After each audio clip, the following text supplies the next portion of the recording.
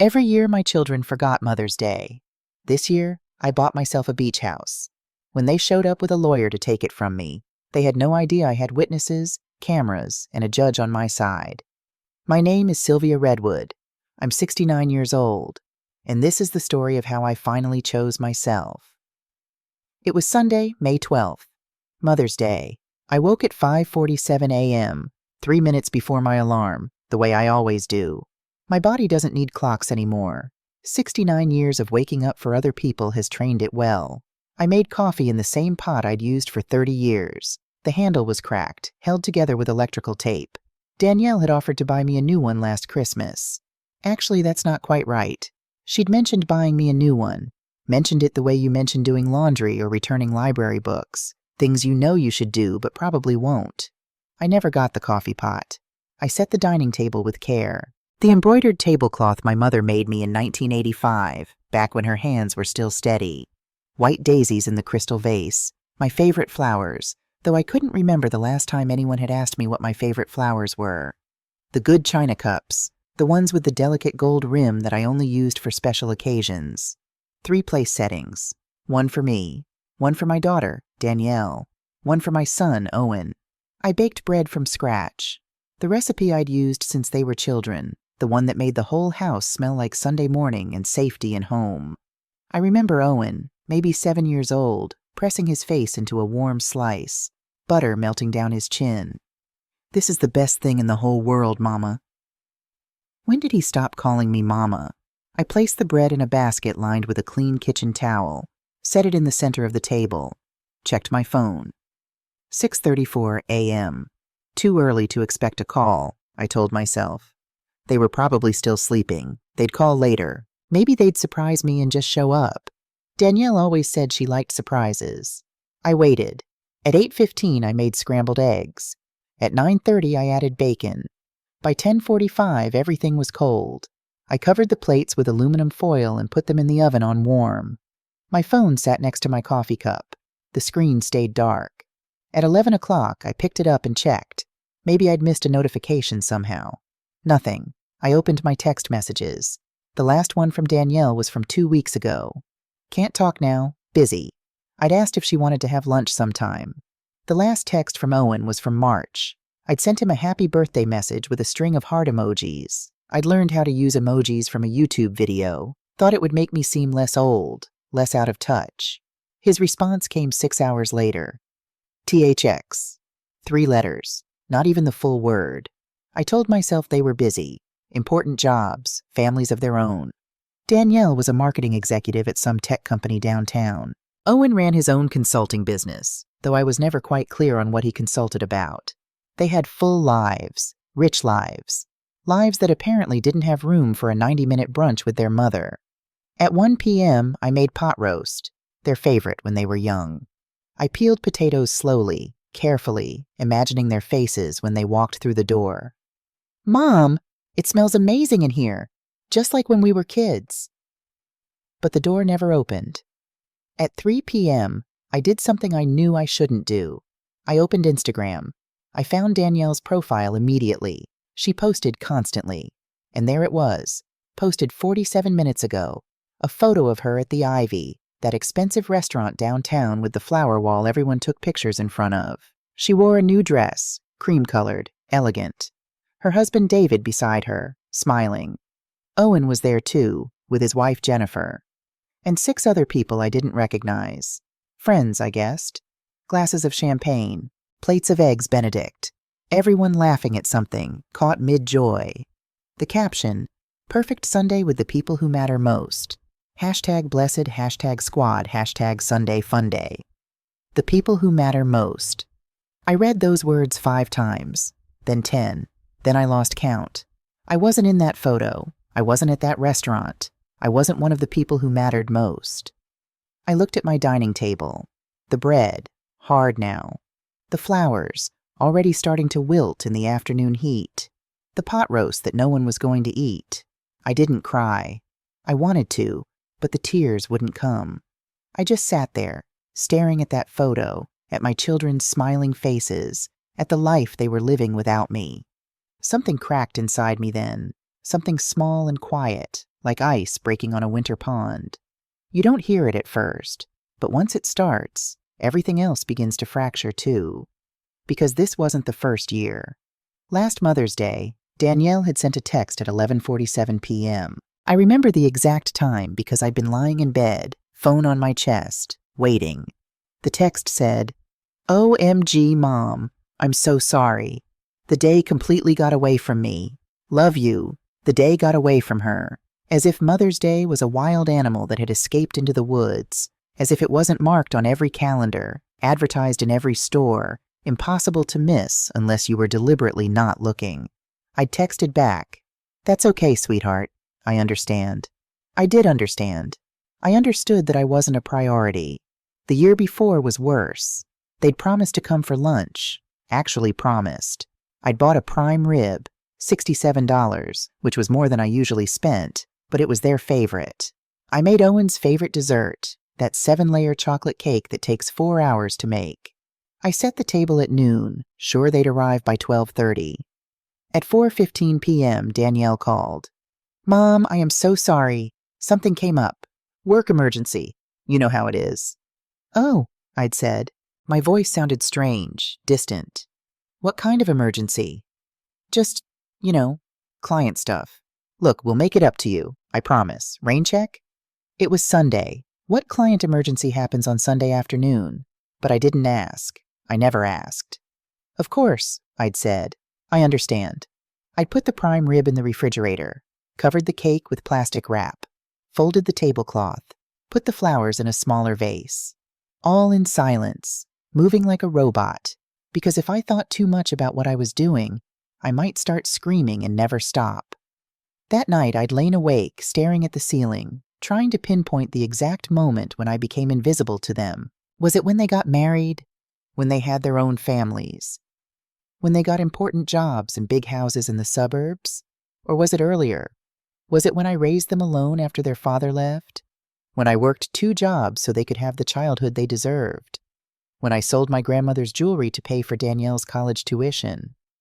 When I took out a second mortgage to help Owen start his business? Was that when I stopped mattering? The next day, the Monday after that forgotten Mother's Day, my phone rang at 10 a.m. Danielle. "Hi, Mom." Her voice was bright, cheerful, aggressively normal. "How are you?" "Fine," I said. "Good, good. Hey, so sorry about yesterday. Crazy day. We had this thing we couldn't get out of. You know how it is." You know how it is. That phrase. She used it constantly, like a magic spell that could excuse anything. I said. "We'll make it up to you soon. Promise." Oh, and Owen wanted to call too, but he's in meetings literally all day. He sends his love, though. Did he? Or was that just something she said to fill the silence? "Okay," I said. "Great. Love you, Mom. Talk soon." The call lasted 42 seconds. I checked after she hung up. 42 seconds to fulfill her obligation, to check off call Mom from her mental to-do list, to tell herself she was a good daughter. I sat in the living room armchair, the same one where I'd rocked them as babies, where I'd read them bedtime stories about brave children and magical worlds, where I'd comforted them after nightmares. And I understood something fundamental. This wasn't carelessness. This wasn't being busy. This was intentional.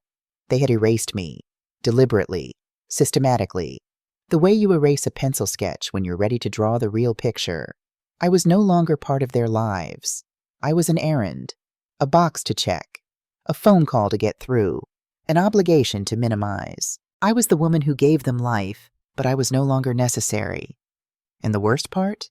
They probably didn't even realize what they were doing. To them, I had simply ceased to exist at the center of their worlds. I'd become peripheral, background noise, optional. But I was still here, breathing, feeling, existing, and sitting in that armchair, watching dust motes float in the afternoon sun. I made a decision. I was not going to disappear just because they decided not to see me. I was not going to keep waiting for calls that never came, for visits that never happened, for love that was never offered.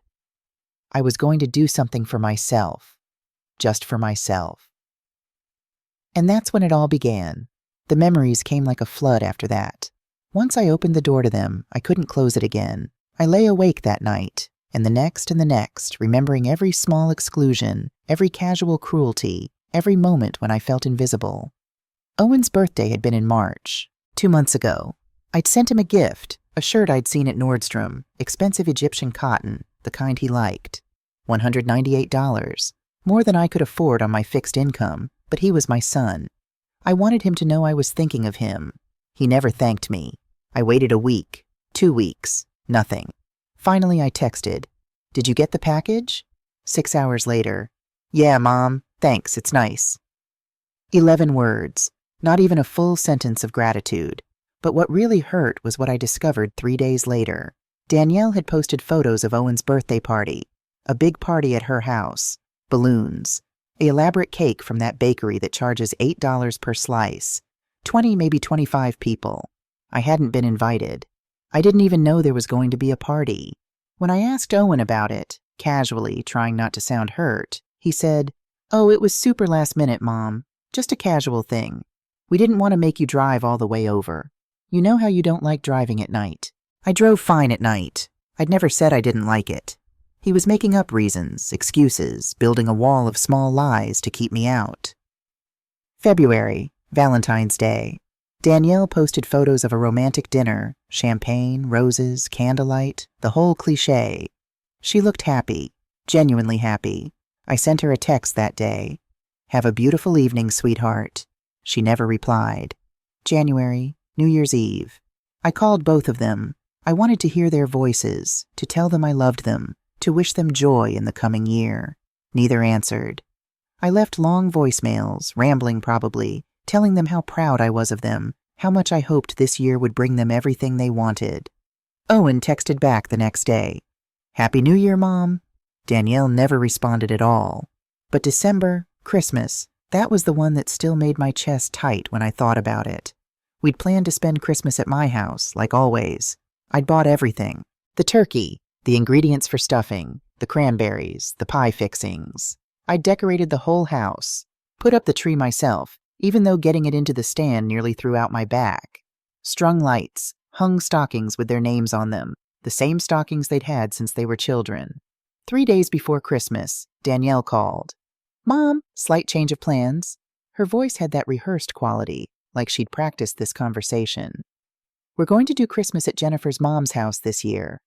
Jennifer, Owen's wife, a woman who'd made it clear from day one that she thought Owen could do better than coming from a single-parent household. "Oh," I said. "Why?"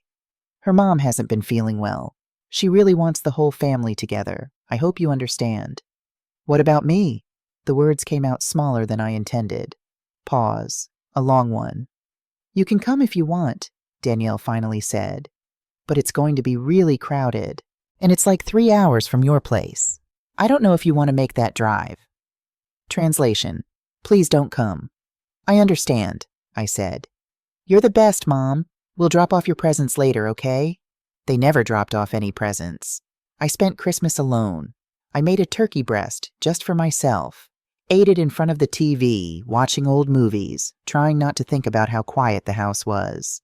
I cried a little, just a little. Then I told myself next year would be different. How stupid I was. November, my birthday. 69 years old. Nearly 7 decades of life. Danielle texted at 10:47 p.m. "Happy birthday, Mom. God bless you." Owen sent nothing. Not a text, not a call, nothing. 2 days later, I called him. "Oh shit, Mom, I'm sorry. It completely slipped my mind. Work has been insane. You know how it is." You know how it is. There it was again. The universal excuse. The shield they hid behind. September. Owen called me. This was unusual enough that my heart jumped. Maybe he was finally reaching out, finally remembering that mothers and sons are supposed to have relationships beyond obligatory holiday texts. "Hey, Mom, quick question. I'm in kind of a bind. Any chance you could lend me $500? Just for 2 weeks. I'll pay you right back." $500. On my fixed income, that meant skipping the medication for my blood pressure, eating rice and beans for a month. But he was my son. "Of course," I said. "I'll transfer it today." "You're a lifesaver. Thanks, Mom. Love you." He never paid me back. When I asked about it 6 weeks later, gently, apologetically, as if I were the one being unreasonable, he sighed. "Mom, come on. Don't pressure me about money. I'll get it to you. Don't be like that." Don't be like that. As if asking someone to keep their word was an attack.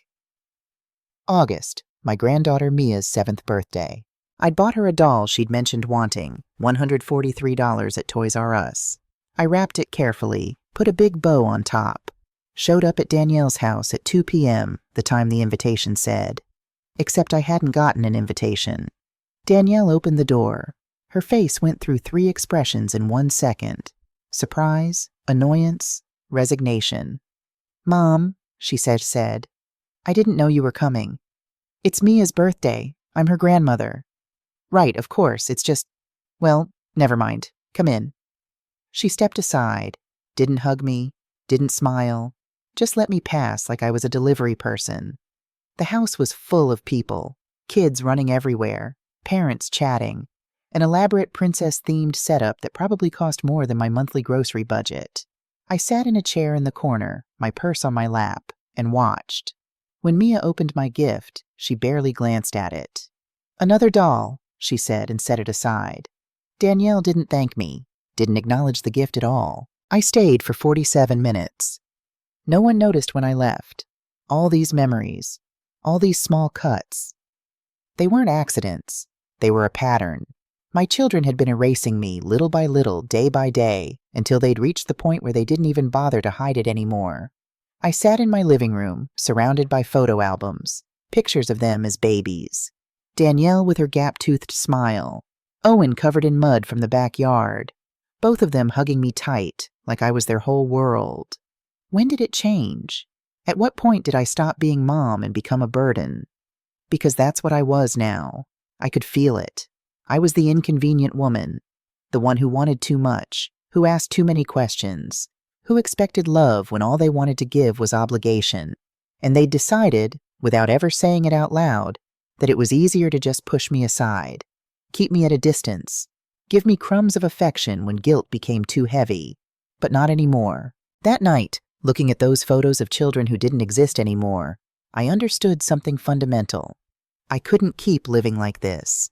I couldn't keep waiting for love from people who decided not to give it. I couldn't keep begging for a place in my own children's lives. I had to do something. I had to change my life. And I had to do it now, before I forgot who I was, before I disappeared completely. The next morning, I woke up different. I can't explain it exactly. Something inside me had shifted. Maybe it had broken. Maybe it had healed. I'm still not sure. I made my coffee, sat by the window, and for the first time in decades, I didn't think about them first. I thought about me. Who was I, really? Not the mother they needed. That was clear. They didn't need me. Maybe they never really had. They needed what I could give them. The money, the support, the sacrifice. But me, as a person, me, as Sylvia, with my own dreams and desires and heart, that had never mattered to them. I stared out the window for a long time, watching the world move, watching people live their lives. And then I had a thought, a small thought, barely a whisper. What if I just left? Not forever, not dramatically, just, what if I built a life away from them? A life that was mine? What if I stopped waiting? The idea terrified me, because it meant accepting something no mother wants to accept. It meant admitting defeat. It meant letting go, but it also meant freedom. I opened my old laptop, the one Owen had given me 5 years ago when he'd upgraded, like I was the recipient of his hand-me-downs. I waited for it to boot up, that spinning wheel taking forever, and I typed into the search bar, "Beach houses for sale, California." I don't know why I thought of the beach. Maybe because I'd always loved the ocean. Maybe because when I was a little girl, I dreamed of living where I could hear waves. Maybe because I needed something completely different from this house full of ghosts. I spent 3 days looking at listings. Small houses, cottages, apartments. Simple places where I could start over. Where I could wake up to the sound of water instead of silence. The prices were shocking. But I had savings. Money I'd carefully tucked away for decades.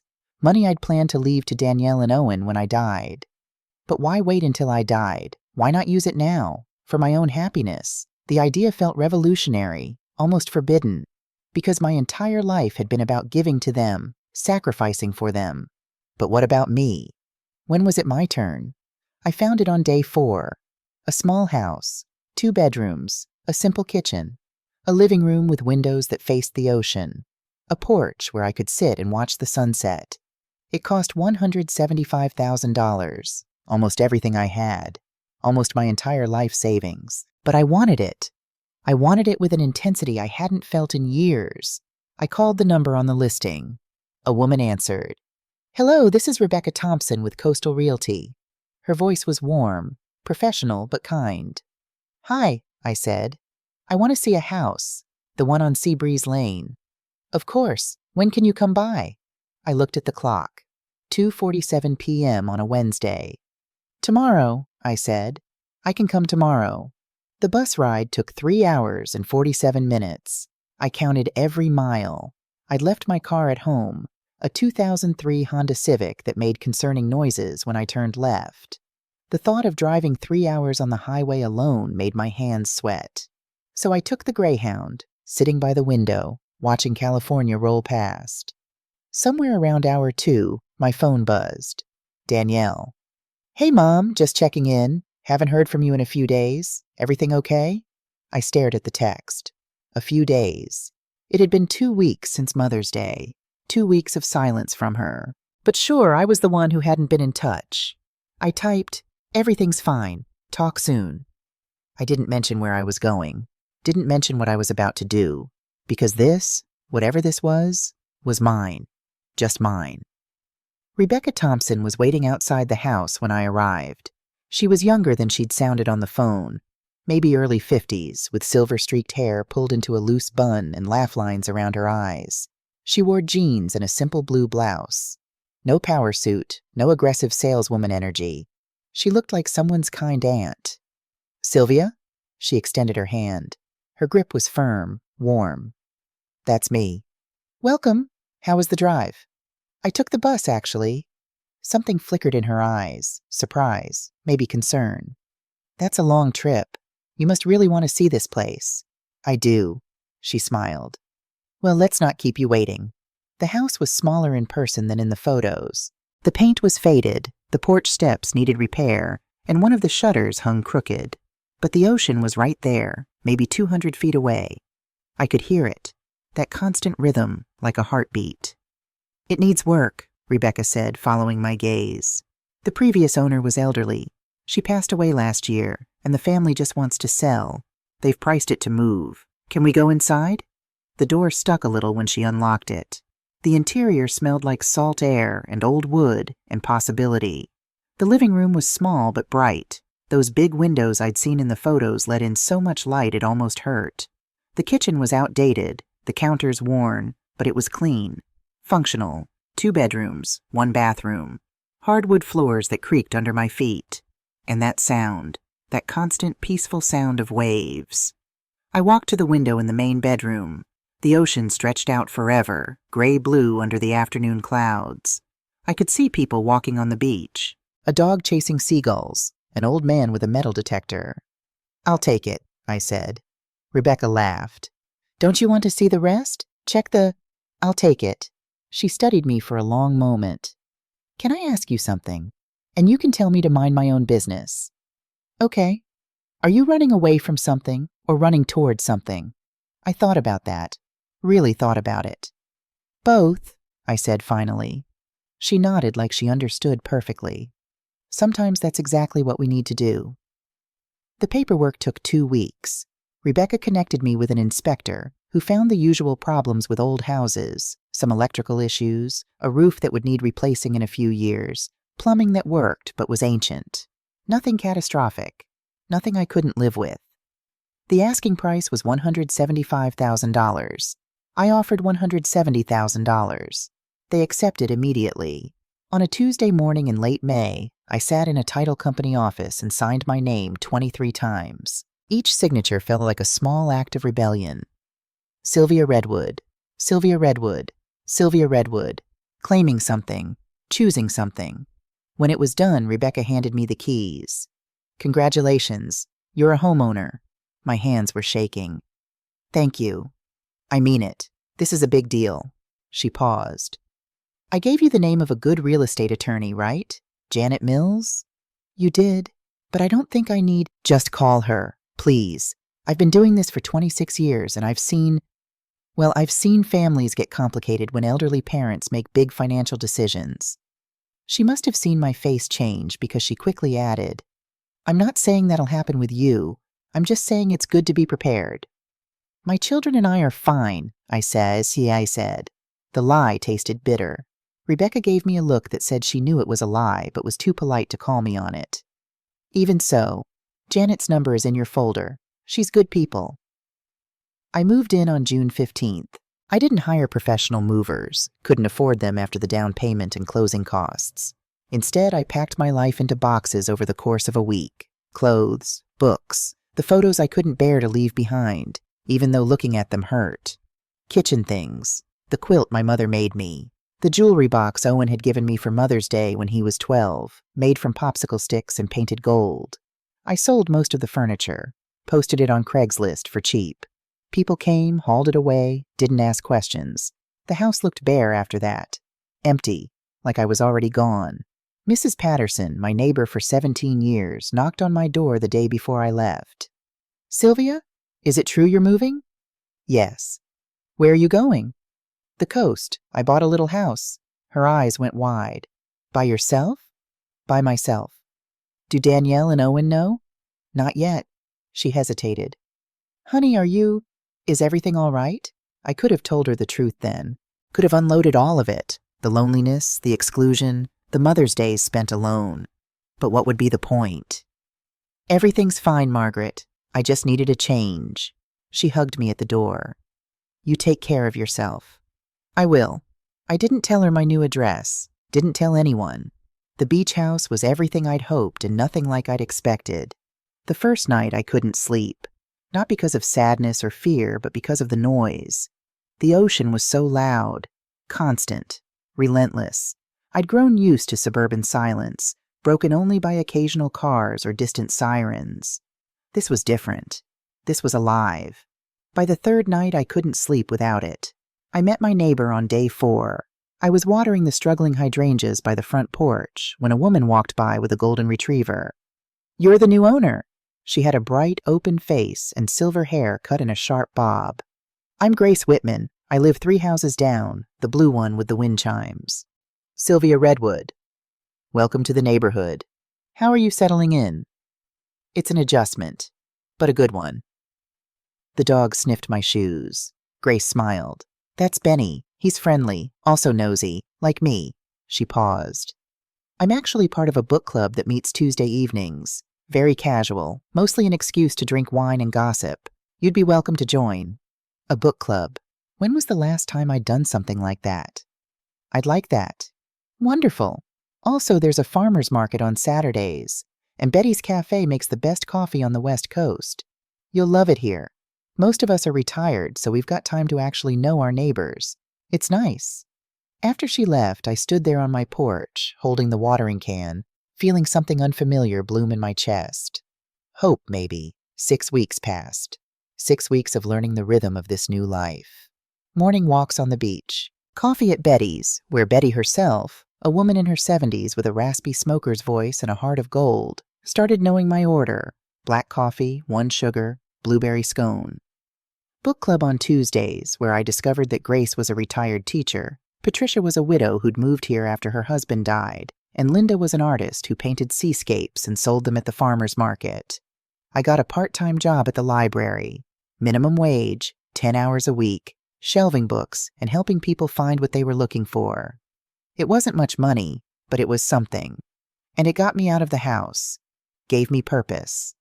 I called Danielle once, Owen once, brief conversations. Hey, Mom, how are you? Fine, you? Busy. Work is crazy. I'll call you later this week, okay? She never called later that week.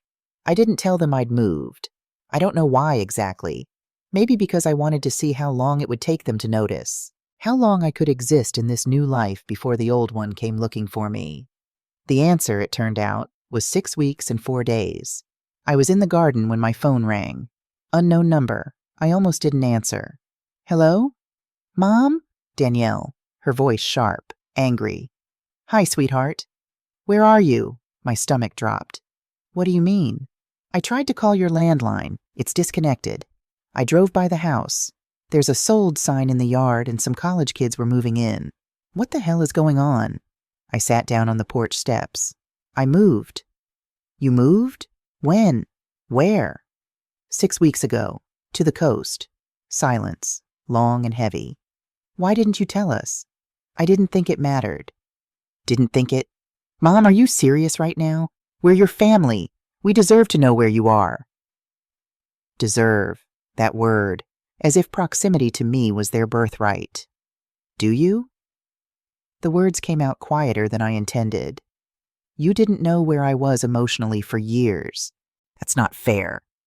Maybe not, but it's true. Jesus Christ. I could hear her breathing, trying to control herself. How did you even afford a house? Did you use your savings? There it was, the real question. Not are you okay? Not are you safe? But what did you do with your money? Yes, I said simply. All of it? That's not really your business, Danielle. Like hell it's not. Mom, that money was supposed to be for your retirement. For emergencies. What if something happens to you? I'm living my retirement. Right now, and I'm fine. I could hear muffled voices in the background. She was covering the phone, talking to someone.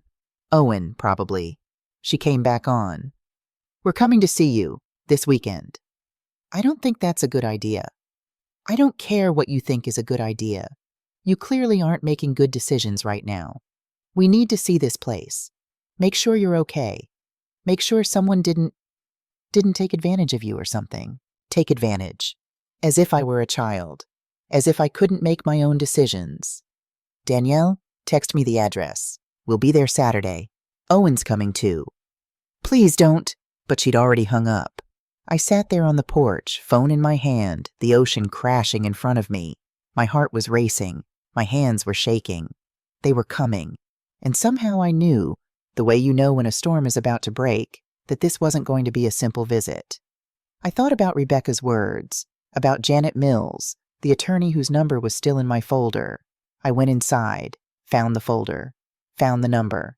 It rang 3 times before she answered. Janet Mills. Ms. Mills, my name is Sylvia Redwood. Rebecca Thompson gave me your number. I think I might need help. Tell me what's going on. And I did. All of it. The house. The children who'd forgotten me. The savings I'd spent. The visit they were planning. When I finished, there was a pause. Mrs. Redwood, I'm going to be very direct with you. What you're describing sounds like the beginning of a pattern I've seen before. I'm not saying your children will definitely try something, but the signs are there. The financial questions. The concern that seems more about control than care. What should I do? First, we document everything. Every conversation, every text, every call. Second, we protect this property legally. And third, she paused. Do you have security cameras? No. Get some, today. The kind that record to the cloud. Because if this goes where I think it might go, we're going to need evidence. I felt cold despite the warm afternoon. You really think they'd try to take my house? I think desperate people do desperate things, and I think it's better to be prepared and wrong than unprepared and right. Okay, he said. Okay, what do I do first? By Friday evening, I had 3 security cameras installed. 1 on the front porch, 1 in the living room, 1 in the kitchen. Janet had recommended them, simple ones I could set up myself, that recorded to an app on my phone. I felt ridiculous, paranoid, like I was planning for war with my own children. But I also felt something else. Ready. Grace came over Friday night with a bottle of wine. Rebecca called me, she said. Told me you might need a friend this weekend. She shouldn't have. Oh, hush. That's what neighbors are for. She poured 2 glasses. So, your kids are coming? Tomorrow. And you're worried. I think they're going to try to take my house. Grace didn't laugh. Didn't tell me I was being ridiculous. She just nodded slowly. My daughter tried that with me, after Tom died. Wanted me to sign over the house for my own good, like I was senile. She took a sip of wine. I told her to go to hell. What happened? We didn't speak for 2 years. Then she had a kid, and I guess motherhood made her see me differently. We're okay now. Not great, but okay. She looked at me. Point is, you're not crazy, and you're not alone. Thank you. You want me here tomorrow? When they come? I thought about it. Yes, actually, yes, I do. Then I'll be here. Saturday morning dawned gray and cold, unusual for June. The marine layer hung thick over the ocean, muting everything. I made coffee, tried to eat toast, but couldn't. My stomach was in knots. At 10:47, a black Mercedes pulled up in front of my house. Danielle got out first. She was wearing white jeans and a cashmere sweater, sunglasses pushed up on her head. Owen followed, checking his phone, and then a third person emerged from the back seat. A man in a suit, carrying a briefcase. My blood went cold. Grace, who'd arrived an hour earlier, put her hand on my shoulder. Cameras on? Yes. Good. Remember, you own this house. They're guests. Act like it. The knock on the door was sharp, aggressive. I opened it. Danielle pushed past me immediately, not even a hello, her eyes scanning everything, calculating, judging. Mom. Owen gave me a perfunctory kiss on the cheek. Cold, obligatory. The man in the suit extended his hand. Mrs. Redwood, my name is Thomas Anderson. I'm an attorney. Your children asked me to come today because they're concerned about your welfare. Behind me, I heard Grace's sharp intake of breath, and I knew, with absolute certainty, that everything Janet had warned me about was about to come true. An attorney. I heard my own voice, distant and calm. You brought an attorney to my home. Danielle had the decency to look uncomfortable, just for a second. Then her face hardened. Mom, don't be dramatic. We're worried about you. Mr. Anderson is here to help. Help with what exactly? Thomas Anderson opened his briefcase with practiced efficiency. Mrs. Redwood, your children have shared some concerns about this recent purchase. Spending your entire life savings on a property at your age, without consulting family, these are decisions that raise certain questions about my mental competence? Grace stepped forward. Is that what you were going to say? Thomas's smile was professional, patronizing. And you are? Grace Whitman, Mrs. Redwood's neighbor and friend. I see. Well, this is really a family matter. Then why is a stranger in a suit here? Grace crossed her arms. Because from where I'm standing, it looks like her family is the one treating this like a business transaction. Danielle's face flushed. Who the hell are you to— Danielle. My voice came out stronger than I expected. Don't speak to her that way. She's been more family to me in 6 weeks than you've been in 6 years. The silence that followed was sharp enough to cut. Owen finally spoke, his voice tight. Mom, can we talk? Just us? Without the audience? No, I said. Whatever you have to say, you can say it here. In my home, that I bought, with my money. Thomas pulled out documents from his briefcase. Mrs. Redwood, we've prepared some paperwork that would help protect your interests. It's a revocable living trust that would— The front door opened. A woman in a navy pantsuit walked in, carrying her own briefcase. I'm sorry I'm late. She extended her hand to me. Janet Mills, your attorney. I'd called her that morning, asked if she could come. She'd driven 2 hours to be here. Thomas's expression shifted. Mrs. Redwood already has legal representation? She does now. Janet set her briefcase on my coffee table like she was claiming territory. And I'd like to see those documents you're about to have my client sign. Thomas hesitated, then handed them over. Janet flipped through the pages, her face growing darker with each one. This is unbelievable. She looked up at Danielle and Owen. Do you two understand what you're asking your mother to do? We're protecting her, Danielle said, from making more reckless decisions. Reckless. Janet's laugh was bitter. Let me explain what this trust actually does. If your mother signs this, you two become co-trustees with full control over this property. She would need your permission to make any financial decision over $500. You could sell this house whenever you deemed it necessary for her care.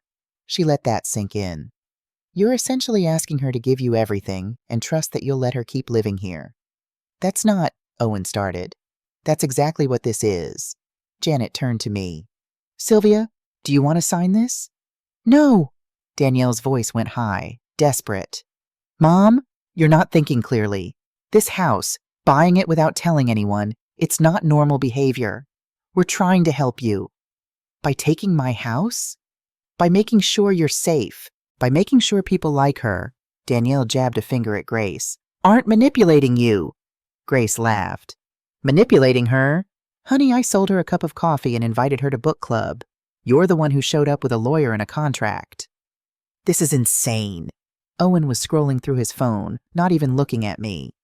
Mom, just sign the papers. We'll manage the property, make sure you can stay here, and everyone wins. Except her, Janet said quietly. She loses everything. Thomas cleared his throat. Mrs. Redwood, I should inform you that your children are prepared to pursue other legal options if you refuse to cooperate. Are you threatening my client? Janet's voice went ice cold. I'm informing her of the reality of the situation. If there are concerns about mental capacity, there are legal avenues. Get out. My voice didn't sound like my own. It sounded like someone stronger. Someone done with being pushed around. All of you, get out of my house. Danielle's eyes went wide. Mom, now. You're going to regret this, Owen said. He was finally looking at me, and there was something ugly in his expression, something entitled and angry.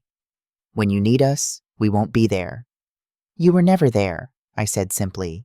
They left. Thomas first, then Owen, then Danielle, who paused at the door. This isn't over. Yes, I said. It is. The door closed. Through the window, I watched them get into the Mercedes, watched them drive away. Then my legs gave out. Grace caught me before I hit the floor. The petition for conservatorship arrived by certified mail on Monday. Janet called me after she received her copy. They're moving fast. Court date is in 6 weeks. Can they really do this? They can try. But Sylvia, listen to me. We have advantages they don't know about. Those security cameras, they recorded everything from Saturday. Every word, every threat, every attempt at manipulation. Is that enough? Combined with medical evaluations, witness testimony, and evidence of their neglect, yes, we can win this. How much is this going to cost? Pause. Don't worry about that right now. Janet, I mean it. I don't like bullies. And I really don't like children who try to steal from their elderly parents. Consider this pro bono. I cried after we hung up. Not from fear, from relief, from gratitude, from the overwhelming realization that there were still good people in the world. The next 6 weeks were a blur of preparation. Dr. Sarah Bennett, a geriatric psychiatrist Janet recommended, put me through a battery of tests. Cognitive function, memory, decision-making capacity. I answered hundreds of questions, completed puzzles, recalled lists of words. At the end, she closed her folder and smiled. Mrs. Redwood, you're sharper than most 40-year-olds I evaluate. There is absolutely nothing wrong with your mental capacity. They're saying I'm incompetent. They're wrong, and I'll testify to that. Janet also subpoenaed phone records, bank statements, and most damaging, text messages between Danielle and Owen. She called me one evening, her voice strange. Sylvia, I need to ask you something. Did Owen ever ask you for money, recently? In September, $500. He said it was an emergency. Did he pay you back? No. Did you know he's been gambling? Online poker, sports betting, significant amounts. My stomach dropped. No. His bank records show losses of over $47,000 in the last 18 months. His business is failing. He's living on credit cards. She paused. And 3 weeks before you bought your house, he texted Danielle asking if she thought you'd lend him $50,000. Oh, God. There's more. After you told them about the house, they texted each other. Owen said, "She spent it all? What are we supposed to do now?" And Danielle replied, "We stop this. Call Anderson." The betrayal was so complete, so absolute, that I couldn't even cry. I just felt numb. They weren't worried about me, I said. They were worried about the money. Yes. Can we use this in court? Oh, we're going to use everything. The morning of the trial, I stood in front of my mirror for 20 minutes, trying to decide what to wear. Janet had said to look competent, put together, but not like I was trying too hard. I chose a simple gray suit, pearl earrings my mother had given me, low heels. Grace drove me to the courthouse. Janet met us at the entrance. "Ready?" she asked. "No," I said honestly. "Good. That means you're taking this seriously." She squeezed my hand. "Remember, stay calm, answer truthfully, and trust me." The courtroom was smaller than I'd imagined. Judge Morrison was a man in his mid-60s with gray hair and tired eyes that had probably seen every family drama imaginable. "Case number 2847, the clerk announced. Danielle Redwood and Owen Redwood versus Sylvia Redwood. Petition for conservatorship based on alleged mental incapacity.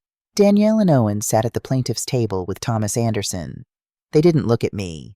Thomas presented their case first. He was smooth, professional, painting a picture of a confused elderly woman making erratic decisions. "Your Honor, Mrs. Redwood spent her entire life savings, $170,000, on a house she'd never seen, in a town where she knew no one, without informing her family. This impulsive behavior, combined with increasing isolation and paranoia, suggests a serious decline in judgment." Then he called Danielle to the stand. She looked smaller in the witness box, vulnerable. She'd dressed carefully, too, a modest blue dress, minimal makeup, playing the concerned daughter. "Ms. Redwood, can you describe your mother's behavior over the past year?" Danielle's voice trembled. "She's changed. She became withdrawn, defensive. She stopped returning calls. And then suddenly, without warning, she bought this house. When we found out and tried to help, she accused us of terrible things, said we didn't love her. It was heartbreaking." "How often did you communicate with your mother before she moved?" "We talked regularly. Called, texted. We're a close family."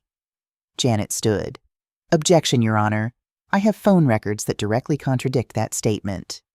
Judge Morrison looked up. "You'll have your chance to cross-examine, counsel." But I saw him make a note. When it was Janet's turn, she approached the stand with a folder. "Ms. Redwood, you said you talked to your mother regularly. Is that correct?" "Yes." "Define regularly." I mean, we talked when we could. We're both busy. I have your phone records here. In the 12 months preceding your mother's house purchase, you called her exactly 4 times. The average call length was 3 minutes and 12 seconds. Does that sound like regular communication to you?" Danielle's face went red. "We texted, 17 texts in 12 months, most of them 1 or 2 words. Okay. Busy. Later." Janet looked at the judge. "Your Honor, I'd like to submit these records as Exhibit A." So admitted. "Ms. Redwood, did you visit your mother on Mother's Day this year?" "We had plans." "That's not what I asked. Did you visit her? Yes or no?" "No, but did you call her?" Silence. "Ms. Redwood?" "I texted her that night. At 11:47 p.m., nearly midnight. Is that correct?" "I was busy at the Ivy restaurant, according to your Instagram post. With friends, people you captioned as the people who matter most." Janet let that hang in the air. "Your mother wasn't one of those people, was she?" "That's not fair. Your Honor, I'd like to play security footage from the day the petitioners visited Mrs. Redwood's home." The video played on a screen. Every word, every threat. Danielle telling me I'd regret this. Owen saying, "When you need us, we won't be there." Thomas Anderson explaining how the trust would give them complete control. When it finished, the courtroom was silent. Judge Morrison looked at Danielle. "Ms. Redwood, did you bring an attorney to pressure your mother into signing over her property?" "We were trying to protect her." "That's not what I asked." Danielle's composure cracked. "She's our mother. That money was supposed to be ours someday. She had no right to just throw it away."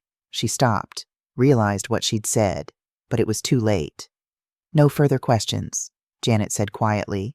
Owen's testimony was worse. He was defensive, entitled, barely able to hide his anger. And when Janet revealed his gambling debts, when she showed the text to Danielle about needing money, when she proved that this entire conservatorship was motivated by his financial desperation, he broke down. "I made mistakes," he said, voice shaking. "I needed help. I thought my mother would help me. That's what mothers do." "And when she chose to help herself instead?" Janet asked. "She was being selfish." Judge Morrison's expression darkened. Then it was my turn. I walked to the stand on steady legs, took the oath, sat down. Janet smiled at me. "Mrs. Redwood, why did you buy the beach house?" Because I wanted to be happy. My voice was clear, calm. I spent 40 years raising my children alone, working 2 jobs to give them what they needed, sacrificing everything I wanted so they could have opportunities, and I never regretted it. But then they grew up, and they left, and I realized I'd forgotten how to live for myself. The house was me choosing myself, finally. Did anyone pressure you to make this purchase? No. I researched for weeks. I consulted with the realtor, with my bank, with an attorney. I made an informed, careful decision. At any point did you feel confused or uncertain? Never. I was completely clear, more clear than I'd been in years. Thomas Anderson cross-examined me, trying to trip me up, trying to find inconsistencies. But there were none, because I was telling the truth. Dr. Bennett testified about my perfect cognitive scores. Grace testified about my active social life, my job at the library, my sharp mind. Rebecca Thompson explained the careful, methodical way I'd approached the purchase. And then Janet dropped the bombshell. Your Honor, I'd like to submit Exhibit G text messages between Owen and Danielle Redwood, dated 3 weeks before this petition was filed. She read them aloud, every damning word. The casual discussion of my money as if it were already theirs. Owen's panic when he learned I'd spent it. Danielle's suggestion to call Anderson. When she finished, Owen was staring at the floor. Danielle was crying. Judge Morrison removed his glasses, rubbed his eyes. I've been a family court judge for 23 years, he said. I've seen children genuinely concerned about elderly parents. I've seen legitimate cases where conservatorship was necessary and compassionate. This is not one of those cases. He looked at Owen and Danielle. What I see here is financial desperation masquerading as filial concern. What I see is 2 adults who expected an inheritance and became vindictive when their mother chose to live her own life. Mrs. Redwood is clearly competent. She made a thoughtful, reasonable decision to purchase a home where she could be happy. The fact that her children disapprove is irrelevant. He struck his gavel. Petition denied. Furthermore, petitioners will pay all court costs and respondents' legal fees. This case is dismissed. Outside the courthouse, Grace hugged me. Janet shook my hand, looking satisfied. Through the window, I could see Danielle and Owen getting into their car. They didn't look back. How do you feel? Grace asked. Empty, I said honestly. Relieved, but empty. That's normal. You just lost your children. I lost them years ago. I just made it official. 1 year later, the letter arrived on a Tuesday. Handwritten, careful letters on lined paper. Dear Grandma, Mom doesn't know I'm writing this. I found your address in her desk. I miss you. I asked why we don't see you anymore, and she said you moved away and wanted to be alone. But that doesn't sound like you. I still have the dollhouse you made me. I play with it every day. Can I visit someday? Love, Mia. I held that letter for a long time, tears streaming down my face. I wrote back immediately, sending it to general delivery so Danielle wouldn't intercept it. Dear Mia, I miss you too, sweetheart. When you're older, when you can make your own choices, my door is always open. There's a room here just for you, with windows that look at the ocean. I think you'd love it. I'm not alone. I have friends. I have a life. And someday I hope I have you in it again. All my love. Grandma Mother's Day, Year 2. I woke to the sound of waves, made coffee, sat on my porch. At 10, Grace knocked. Ready? Ready for what? You didn't think we'd let you spend Mother's Day alone, did you? She drove me to Betty's Cafe, where Patricia and Linda and Rebecca and Janet were waiting. They'd reserved a table, ordered mimosas, brought flowers. To Sylvia, Patricia raised her glass. The bravest woman we know. We laughed, told stories, made plans for next week's book club. I looked around the table at these women, these friends I'd made, this family I'd chosen, and felt something I hadn't felt in years, belonging. That afternoon, I found a package on my doorstep. No return address. Inside was a simple card. Mom, I'm sorry. I'm trying. 6 months sober. Owen, I put the card on my refrigerator. Not forgiveness. Not yet. But acknowledgement. A door opened just a crack. Maybe someday. I am 70 years old now. I wake every morning to the sound of the ocean. I walk on the beach with Grace. I work at the library, helping people find stories. I go to book club. I have coffee with friends. I write letters to Mia, building a bridge for when she's ready to cross it. Some people ask if I regret it. The house, the fight, losing my children. And I tell them, I didn't lose my children. I found myself. For 69 years, I lived for other people. I shaped myself around their needs, their wants, their expectations. And when I finally chose me, they called it selfishness. But self-preservation isn't selfish. It's survival. This house isn't just walls and windows. It's proof that I existed, that I mattered, that I deserved beautiful things. The ocean doesn't apologize for its tides. The moon doesn't dim its light. And neither do I. Not anymore. I am 70 years old, and for the first time in my life, I am home.